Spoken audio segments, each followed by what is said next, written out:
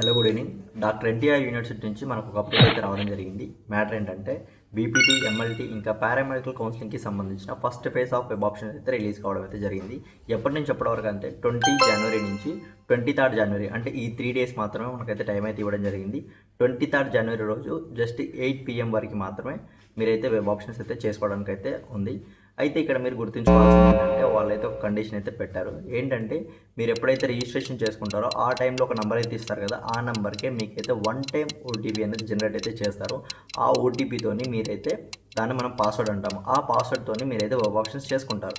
అయితే ఇక్కడ web options ఒక్కసారి మీరు క్లిక్ చేసుకుంటే అంటే దాన్ని ఏంటిది సబ్మిట్ చేసుకుంటే మళ్ళీ చేంజ్ చేసుకోవడానికి అయితే అవకాశం అయితే ఉండదు. సో మీరు ఏంటంటే వెబ్ ఆప్షన్స్ ఒకసారి స్క్రీన్ పైన చేసే ముందు ఒకసారి పేపర్ పైన లిస్ట్ అవుట్ చేసుకోండి. చేసుకున్న దాని తర్వాతే మీరైతే స్క్రీన్ పైన వెళ్ళి చేయండి. లేదంటే ఒక్కసారి మీరు సబ్మిట్ చేస్తే మళ్ళీ చేసుకోవడానికి అయితే ఎలాంటి ఆప్షన్స్ అయితే ఉండవు. ఓకేనా? So please note this point. ఎలాంటి డౌట్స్ ఏమైనా ఉన్నా కూడా నాకైతే మెసేజ్ చేయండి. ఓకేనా? లేదంటే కమెంట్ రూపంలో కానీ కమెంట్ అయితే చేయండి. ఓకేనా? Stay with agri career and thank you.